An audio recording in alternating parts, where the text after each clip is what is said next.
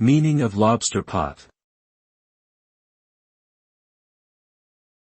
Lobster pot. Lobster pot. Lobster pot. Lobster pot.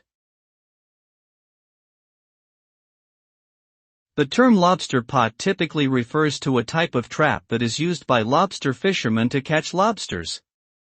The trap consists of a rectangular frame with netting stretched across the sides, and a funnel-shaped entrance that leads into the interior of the trap.